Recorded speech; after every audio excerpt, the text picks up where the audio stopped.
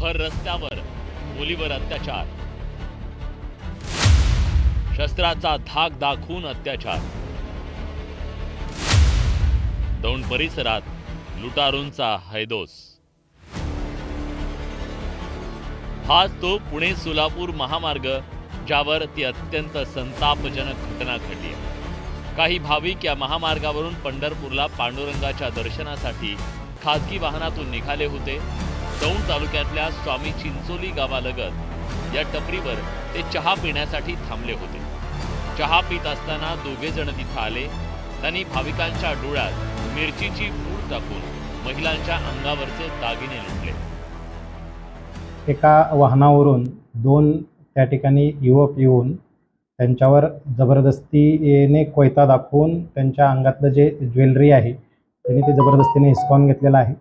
त्यामधील एक 17 वर्षाची जी मुलगी आहे तिला धमकावून त्यांनी त्या चहाच्या टपरीच्या पाठीमागे घेऊन जाऊन तिच्यावर अतिप्रसंग करण्याचा त्यांनी प्रयत्न केलेला आहे। ते सैतान तेवढ्यावर थांबले नाहीत। त्यांनी एका अल्पवयीन मुलीला वाहनातून बाहेर काढलं, तिला कोयत्याचा धाक दाखवला, त्यानंतर चहा टपरीच्या मागे नेऊन तिच्यावर अत्याचार केला।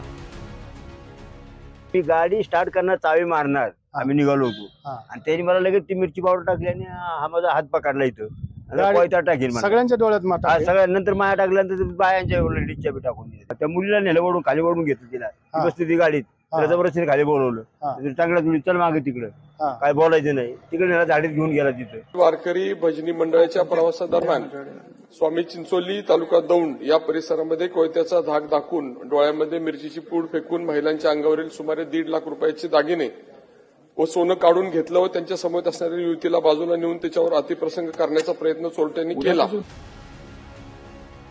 त्या घटनेमुळे हे भाविक इतके हादरून गेले। त्यानंतर त्यांनी पोलीस ठाणं गाठलं। त्यानंतर पोलिसांनी गुन्हा दाखल केला आणि त्यांना जाग आली। खरं तर आषाढी वारीमुळे या महामार्गावर वाहनांची मोठ्या प्रमाणात ये जा आहे। तसंच सर्वत्र पोलीस बंदोबस्त असतानाही ही धक्कादायक घटना घडली आहे। या घटनेमुळे दौंड पोलिसांच्या कार्यक्षमतेवर प्रश्नचिन्ह निर्माण झालंय। गुन्हेगारांना कायदा आणि पोलिसांचा धाकच उरलेला नसल्याचं हे चित्र आहे।